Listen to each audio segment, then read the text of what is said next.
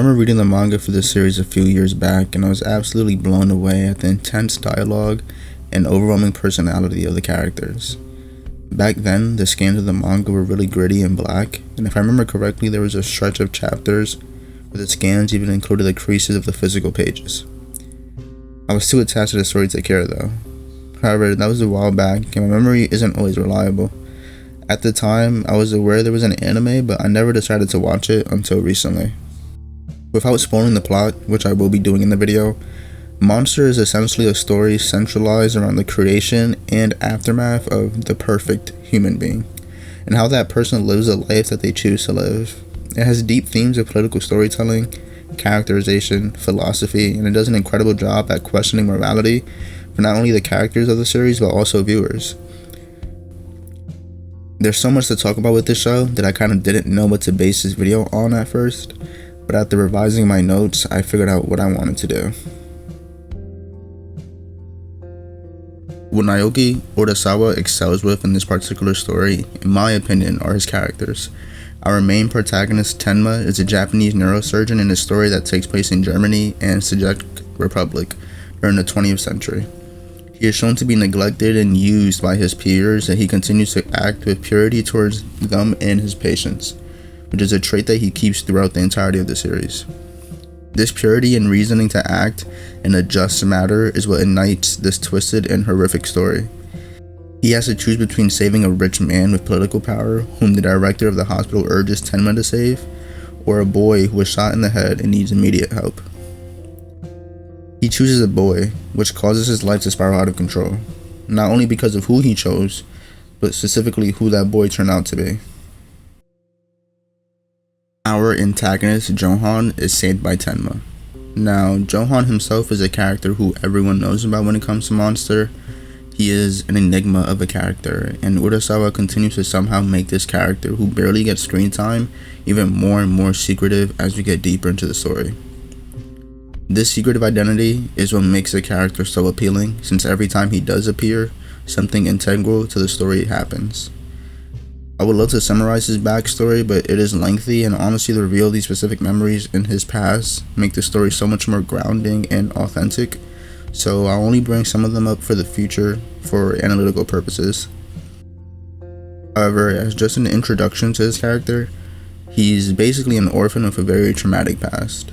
But he's also a master manipulator who uses his cunning looks and charismatic charm to learn information from others and absorb them as his own. He uses the same tactic throughout the entire story, sending letters to those in order to further proceed with his master plan. Someone's there! This is Johan's twin sister, Nina, or Anna. Her character follows a completely different path from her twin, though they do share similar traits apart from their looks. He's intelligent, kind, and pure. She goes from foster parent to foster parent, genuinely looking for a home with each family and a future that she could be proud of. However, Johan makes it hard for her. Extremely hard. As we learn more about her and the story as a whole, her character journey becomes much darker and more chaotic. The trauma shared between her and Johan mold their relationship into one of deep connection, no matter how twisted the relationship truly is. Although it is filled with love and care for one another, there is perhaps too much care, one that poisons the other, although they might believe they're helping. Like I mentioned earlier, a very simplified summary of this story is a portrayal of the effects of an experiment based around creating the perfect human. Of course, there are things we are not told right at the beginning, and there are also smaller bits of information that reveal to be much more vital later in the story. Instead of talking about the story as a whole, I want to talk about specific events that really stood out to me and how they kind of relate to one another. We're skipping through a lot of the first few episodes here, but there's a specific arc in the series where we follow the story of a character named Carl, who's an orphan. His mother was a famous prostitute, and when Carl was a little boy, she sent him away as he'd be better off without her, according to her. Before sending him off, she told him that one day he will meet his father, explicitly telling him to not hate his father as she holds no resentment towards him. He hands him a rabbit's foot and sends him off. Later on, Carl starts to attend university and confirms his suspicion that a man named Hans Schubart is his father. This man is very powerful in the world, as he has strong connections to all different types of factions and is essentially a Goliath in the economy. He even has the title Vampire of Bavaria. Hey, I'm a grown man and you want me to call you LTC. Carl doesn't want to seem like a money-hungry son, so he devises a plan to get closer to him by applying for a job in which he reads Latin to the man on one day of the week every week. He is also not the only student who reads to him on specific days. As episodes go on, we learn a few things. 1. Carl sucks at Latin and must learn how to improve. 2. Hans is blind, which allows for a lot of insidious arrangements done by other characters. 3. He visits a prostitute who goes by the name of Carl's mother, but we do find out that she definitely is not his mother. In this conversation, we learn that there is another boy who claims to be Hans' son, the Thursday boy. At this moment in time, we are led to assume that Johann is a Thursday boy.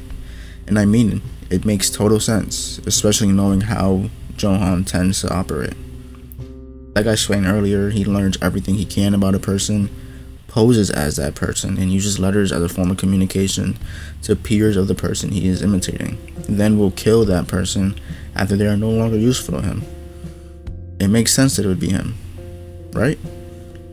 Well, Carl investigates this Thursday boy, finds out where he lives, and enters his home. It's a shocking turn of events where we are completely duped as an audience. It's a great misdirection because it makes us feel empathy for this random student who just died for the sake of Johann, while further deepening the suspense of the story. Shortly after, Carl informs the police, and then we get this scene. It's such a great scene because, again, knowing Johann and how he operates, the cogs of our brains start making the connection that Johann was most likely responsible for the suicide, as he was the Friday boy. Anyways, Johann mentors Carl in Latin, and Hans notices the improvement. Carl tells him that Johann is teaching him, which kind of causes Hans to slobber over the idea of Johann being his son. It discourages Carl and causes him to quit the job, which is a pretty valid reason to leave, to be honest. Johann consoles him, and they share a touching scene where Johann cries to Carl after he tells him his childhood story. It's one of many scenes that humanizes Johann and further alludes to his character. Later on, Carl gives Johann the rabbit foot after Johann specifically asks Carl if there's any object he has that would prove his hereditary to Hans. Now, Johann is in possession of something that he can use to convince Hans that he is his son, and now he will have access to everything Hans has access to. Except he doesn't use it in that way. Instead, he informs Hans that Carl is his son, and they share a very touching moment of long-lasting unity and awareness of their bond. We then are shown Carl and Hans coming out of a room, and Johann pushing Hans on his wheelchair. Johann has won the trust of both Hans and Carl, and instead of taking advantage of the immediate win-now object that is the rabbit foot, he thinks of using it in another way. He plans ahead instead of thinking impulsively, and honestly, it makes sense when you think about it. Imagine Johann had claimed to be the son of Hans just for someone who knew both Hans and Carl's mother, Helanka, to straight up tell Hans that Johann is not his son. In my opinion, this is one of the best ways to truly introduce Johann as an adult. Urasawa does it all in this arc. It's an incredible display of his character and very minimal screen time. He poses Johann as this presence, idea, or even some sort of unidentifiable force that lurks in the background until he reveals his identity when the timing is right.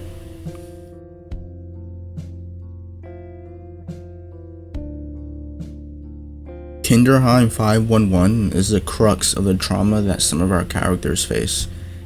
I always get the number mixed up to 115 because of BO2 zombies. Not that that's important.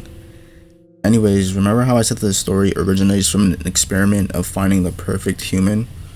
Let me explain more about that to help paint the image of how truly damaging this orphanage was. There was an experiment held by approximately 44 people, one of them being Franz Bonaparte, whose entire identity is a huge plot point with a really entertaining reveal near the end of the series that I will talk about later in the video. These 44 started the eugenics experiment, where they manipulated both men and women into starting a relationship in hopes of birthing a perfect race or specimen. The men and women were chosen by the 44. They were tall, intelligent, healthy, attractive, young, and all came from healthy family trees as well. The men were aware of their roles in the experiment and followed along anyways, as they believed that they were doing it for the greater good. However, the women had no clue about it. They are led to believe that they coincidentally met their potential loved one. The couple end up falling in love, have children, and then, as planned by the 44, the couple will try to leave in order to escape the experiment after the man spills the information to her. Usually, by that time, the 44 kind of find out, and they kill the men and frame it like an accident. They keep the woman alive and force them to move away and to never talk about their children. They were also allowed no names. Now, we aren't told much about what happened to the other children from this experiment, but we do know from this experiment comes Johann and Anna.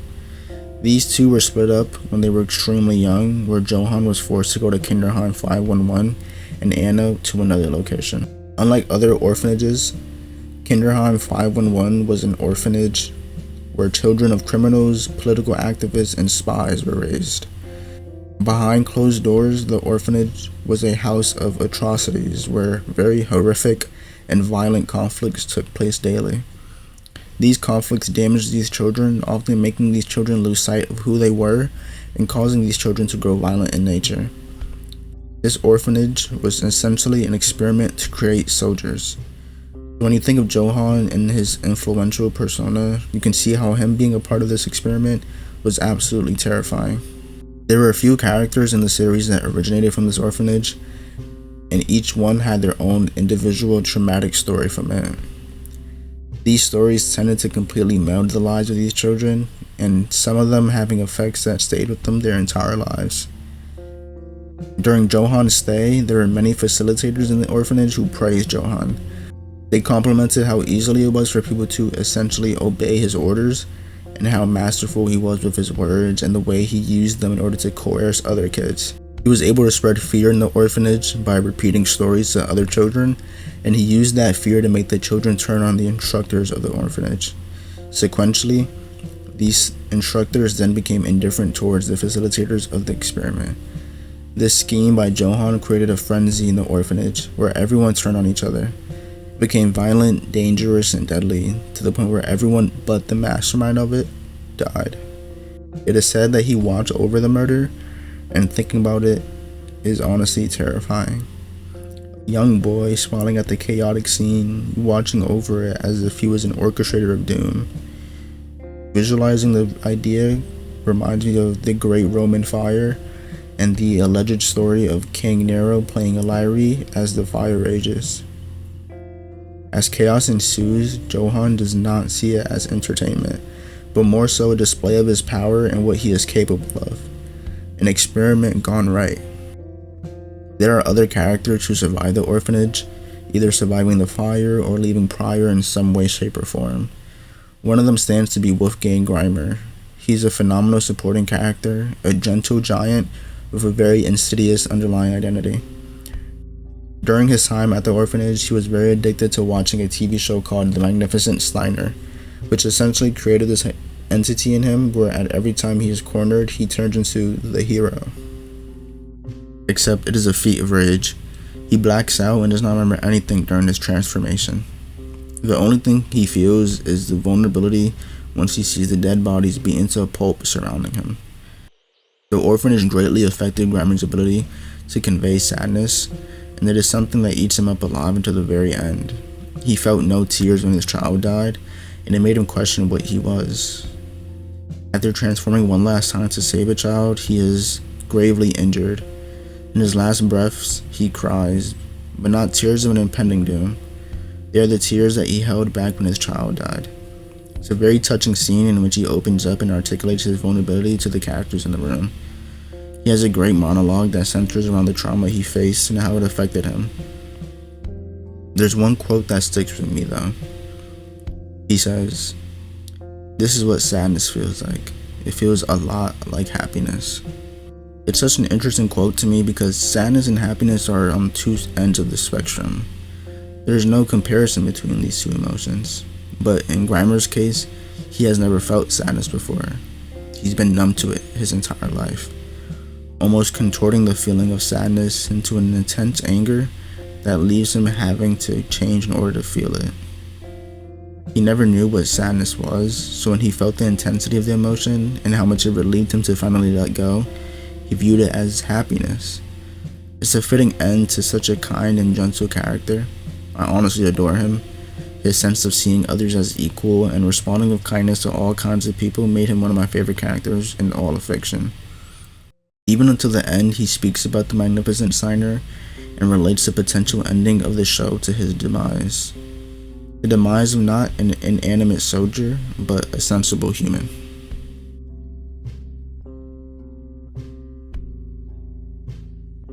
The last few episodes of this series is a testament to how great this series truly is.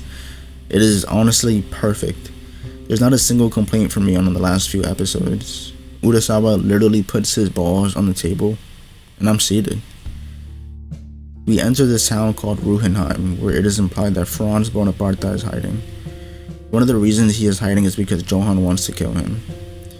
Back when Johann's mother was separated from the children, she swore that her children will exact revenge on Bonaparte, even if she was to die. She was 100% right. As I mentioned earlier, Johann really wanted to kill the man that caused all of this. Grimer and a character named Runge, an agent of the BKA, finds the quiet city with their own sources of information. Runge has this very unique knack where when he's in a situation that involves problem solving or memory usage, he contorts his fingers as if he was typing on a computer. It's a mnemonic device that helps him put things together and keeps information organized. And it has a secondary effect, in the sense that now every time I type on a computer, I think of the character. As the day goes by, the tame city becomes more and more infested with rumors of a gunshot that went off. The two stay at a hotel with other weirdos, including an elder couple, a child, and the owner of the hotel. More gunshots are fired, and the child gets bullied by other children. They take his bike, and they tell him that they placed it in the infamous vampire's house. It is kind of implied that the character is Franz, especially because when the characters go to the house, there are tons of drawings of the twins as babies. We are not revealed the character, and instead as more shootings happen, we find that Johann is responsible for this in some way, shape, or form. Then, as the characters return to the hotel, Grimer and Runge point out that they are trying to kill the hotel owner, Klaus Pape, or as we know him, Franz Bonaparte. I had completely forgotten about this reveal when I was watching, and so when it hit me. I got immediate flashbacks to the manga page because his face invokes such a mysterious emotion, like he's ashamed of the name and feels guilt as he stares at Grimer and Runge. Urasawa does an amazing job at invoking emotions through faces, like the blankness in Johann's eyes when he stares at someone, or the damning composure from Johann when he sees Anna after the procedure that saves his life. We found out that Franz's ashamed expression holds some truth. He does feel immense guilt for what he did. As it stands, we know Franz killed everyone who knew about the eugenics experiment and or the twins' mother, Vera. Though the reason behind it is not entirely clear, we know that he did it because he loved her. Perhaps he did it to prove his love to her. But I believe it was more so to remove all animate memory of that experiment, although it'll always scar their conscience. The massacre of the town continues until the final day, where we get the last standoff between our two main characters. Tenma has Johann at gunpoint. Anna says he forgives Johann for cruelties he's committed, all while Johann is holding the same boy that Grimer saved hostage. There's a lot going on. It's a very stressful situation, and the tenseness is there. We almost hope that because Anna is pleading with Johann to stop and to let go of the child, that Johan may give up and stop the chaos, though we know that won't happen. And with Tenma, we know Tenma has never killed anyone. He's literally a doctor and believes in the idea that all human lives are equal. We saw him injure another character before, but it was so accurate with his shot that he permanently injured the person's arm instead of killing him. Perhaps he could do the same with Johan, in hopes of limiting what he can do as a whole. I knew the ending, but when I first read it, I was thinking about Runge and his character, because during the entire series, he wholeheartedly does not believe in the person that is Johan. It's kinda funny, he blames Tenma for all the killings that he is investigating. For him to kill Johan at the end would have been an intriguing ending that I would have loved if Urasawa decided to take that route. But the ending we got is something I love much more. When it looks like Tenma is about to shoot Johan, Johan is shot in the head. Except it's not by Tenma, it's the boy's father. A drunken, abusive man who treated his son horribly. Instead of dying in some grandiose and epic battle, our god of death gets killed by a drunk man protecting his son. The death minimizes Johan so much since he dies in such a messy way, as if it was some bar fight and he got into it with someone who had way too much to drink. But I think although he is a very intelligent man and calculates his plans thoroughly, he did not factor the fact that although the father was abusive, he was still the boy's guardian. However, the series does not end with his death. Instead, the shot only gravely injured him, and there's only one way to save him: brain surgery. The same exact type of surgery Tenma specializes in. Once again, he is tasked with saving Johan. And after he performs the surgery, we get one of the most ambiguous endings in all of media.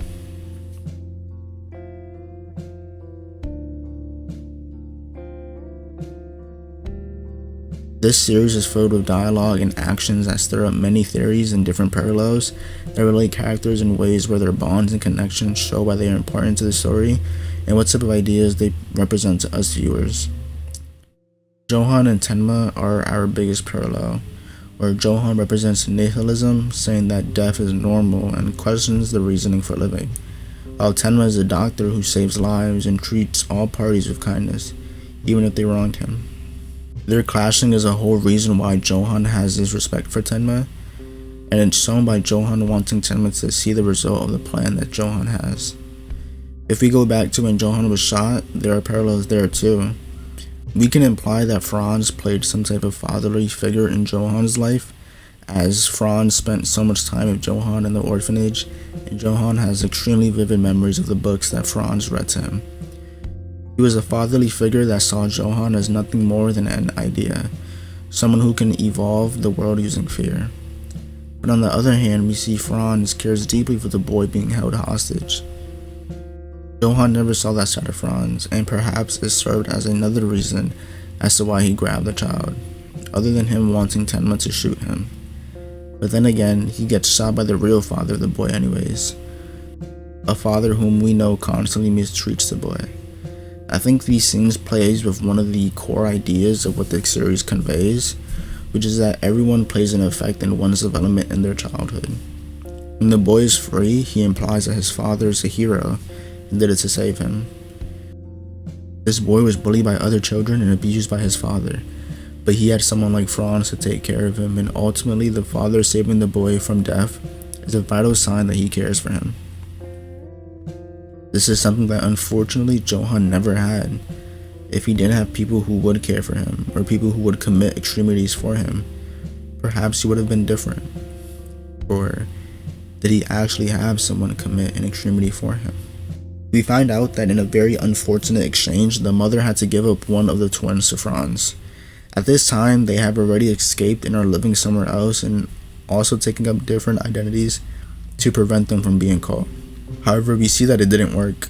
The mother has to choose, and she hesitates at first, physically hesitates, from giving up one of the frightened and teary-eyed children up to the men. She pulls back one and gives up the other. Except in this scene, both twins are dressed exactly the same, and the mother has no idea who's who. Johan is saved, and Anna is sent to witness the horror of the Red Rose Mansion.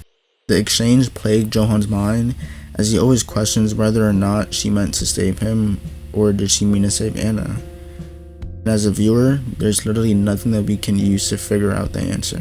However, there is a theory that I semi-agree with that kind of plays into this questioning of the exchange. The theory is that Johan did everything he did for Anna, as he unconditionally loved Anna. There's a flashback scene where Johan and Anna are talking together while their parents are having a conversation with others. He plays a game of choose the right hand with Anna, except she's winning every round, and it's because he keeps both hands filled with said object. He essentially states that everything there is hers, and the world will be hers too. This in itself is a parallel to the exchange with their mother and Franz, where instead of having to choose one and being wrong, he gives the illusion of choice to make Anna happy. There is no real choice, as she wins in the end regardless, unlike the mother whose choice wound up traumatizing both children in their own ways. It also implies that Johan has controlled some of Anna's fate as she grew old, but in regard to the theory, I'm not entirely sure about it. I think there are certain things Johan could have done differently to support Anna, but to be fair, Johan is a twisted individual, and these type of people tend to always help in very weird and uncommon ways. Back to the ending of the series, I kind of love the ambiguity. At first, when I finished the manga, I was a bit unsatisfied, but now I do enjoy it. I think not knowing where he has gone or what happened to him gives that mysteriously divine persona back to him, especially after we saw the way he almost died. I saw a theory where they used Runge's identification of a monster, where a monster leaves no trace while a human always does, to explain that since Johan left the imprint of his body on the bed, that he is now human. While I think that's a beautiful way to connect the quote, I think Johan simply is too immoral, evil, and desensitized to have become human, which is why I felt that the last frame paints such a divine image. The soft winds like a mother's hum, the white light and rays of sun shining on the bed, all emphasizing the idea that someone was on that bed, and we viewers know which idea of a person that Johan represents. It looks almost like a throne, which in turn can be a parallel to the throne that Johan sat on when he orchestrated the raging fire of the orphanage. The ending really ties this story up so well for me, and I can't help but praise it. It's ambiguity done right.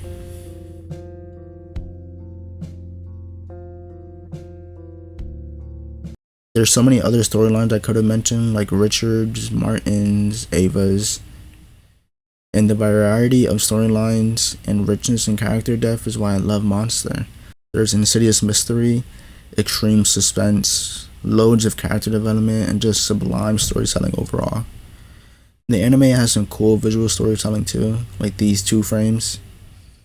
They remind me of these two paintings, just the composition and even messages that they share.